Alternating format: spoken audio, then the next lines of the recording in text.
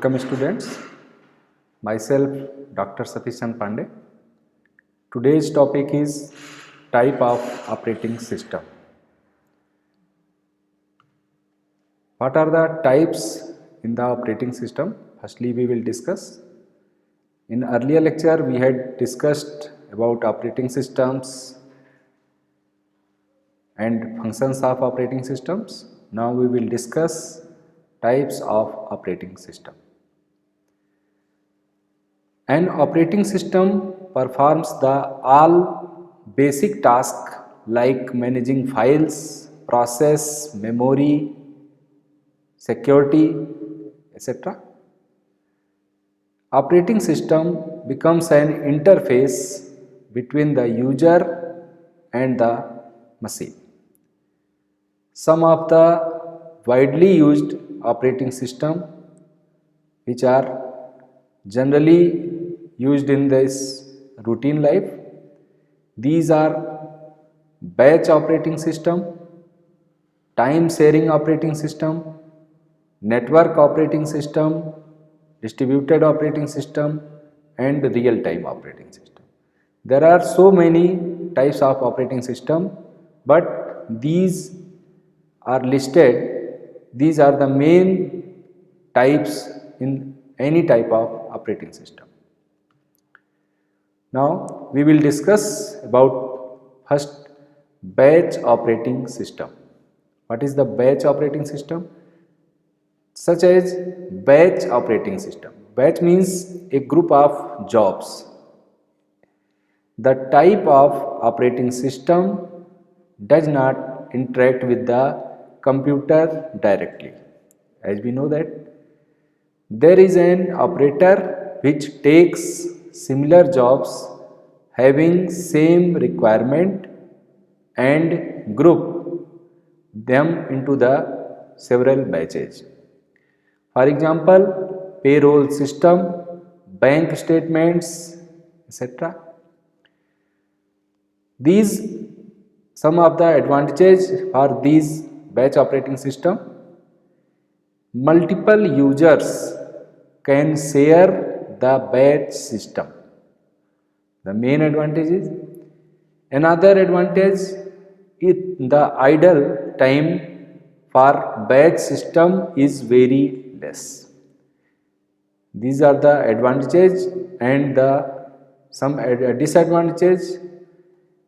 It is sometimes very much costly. The other jobs will have to wait for an unknown time if any job fails. This is the main disadvantages of the batch operating system. In summary, we can say that in the batch operating system, firstly we arrange the jobs in a same group and then we apply functions. We can see the batch operating system in the diagram also. In here, job 1, job 2 up to job n, there are various types of jobs which are shown below. It is connected with operating system and finally in batches, same batches and different processes, job 1, job 2, job 3 up to job n. These are the batch operating system module. Now another types of is operating system is time sharing operating system. In the each task is given some time to execute so that all the tasks work smoothly. Each user gets time of CPU as they as single system. These systems are also known as multitasking system. The task can be from single user or from different users in the time sharing. In the time sharing, we can allot some time slice between all users. The main advantage of time sharing, each task gets an equal opportunity, and another is less chances of duplication of software. When we allot same time period in separate jobs, then duplicacy it will be very rare. Disadvantage of time sharing, the main disadvantage is reliability problem and data communication problem. These are the two main disadvantages in time sharing. We can see the time sharing operating system in this figure. There are user 1, user 2, user 3, user 4. There are various users and they have obtained where same time slice in the frequently manner. When our one work will be complete, then if time slice is remaining, we can obtain after one cycle completion. Third one is network operating system. In the network, these systems run on a server and provide the capability to manage data, user groups, security applications, and other networking functions. These type of operating system allow shared access of files, printers, security, applications, etc. and other networking functions over a small private network. For example, Windows Server 2003, 2005, 2008, Unix, etc. These are the simple example in the network operating system. In this category, we can assign any operating system in the frequently connected with network system. Advantages for network operating system, the main advantage is highly stable centralized servers, and another is security concern. There are some drawback also for network operating system. Servers are much costly and users have to depend on central location for most operations. We can see the network operating system in given figure. There are client 1, client 2, client 3, client 4. It is connected with the file server. Each are connected with file server. Next type is distributed operating system. A distributed operating system is a software over a collection of independent, networked or communicating and physically separate computational nodes. They handle jobs which are serviced by multiple CPUs. The advantage of distributed, failure of one will not affect the other network communication. If any system fails in the network communication, then our second system will not affected by that. This is the main advantage of distributed operating system. Another is delay in data processing reduces. From that, any type of delay it can be reduced by that distributed system. The disadvantage of distributed operating system is to establish distributed system, the language which are used are not well defined yet, and they can be expensive also. These are the main disadvantages for distributed. In that figure, distributed operating system, communication network, it is connected with various CPU and memory. Next one is real time operating system. In the real time, these types of operating system, it serve the real time. The time interval required to process and respond to inputs is very small. A real-time operating system, RTOS, it is an operating system intended to serve real-life applications that process data as it comes in, typically without buffer delays. For example, scientific experiments, weapon systems, robots, etc. In other manner, we can say that the real-time operating system, this is the most useful operating system, most important operating systems in present scenario.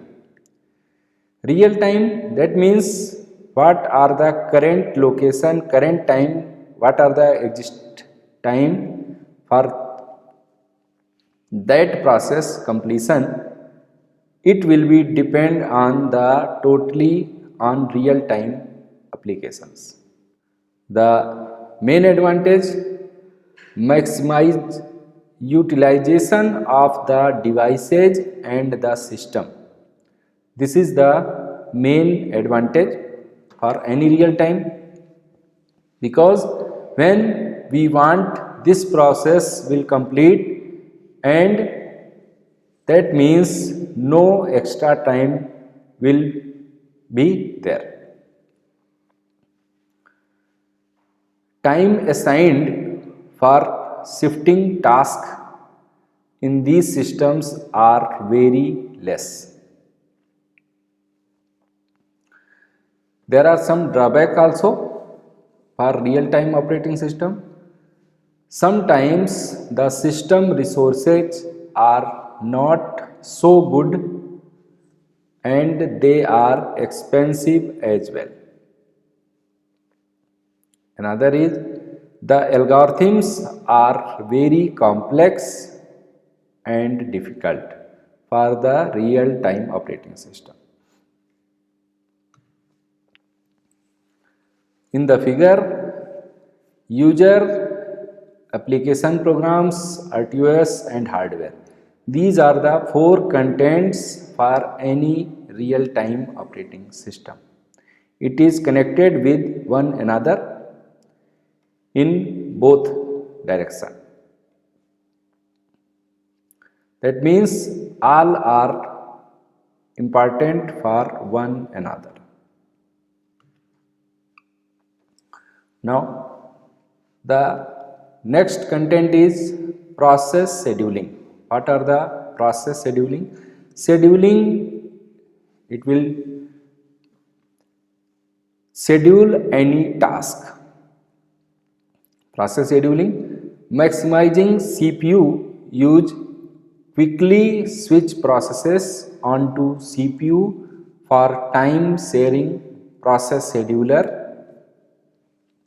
select among available processes for next execution on the CPU.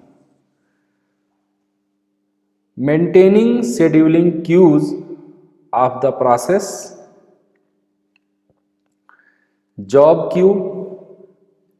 What are the function of job queue? Set of all processes in the system.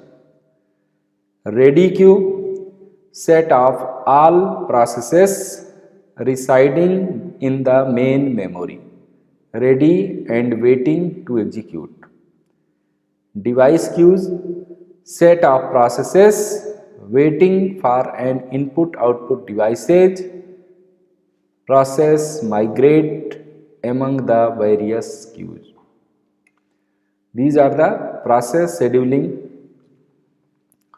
What are the schedulers? Who schedules the process that are called schedulers? Generally, there are three main schedulers in the operating system. First is long-term scheduler. It is also called as job scheduler. In this case, in the long-term scheduler, it selects which process should be brought into the ready queue.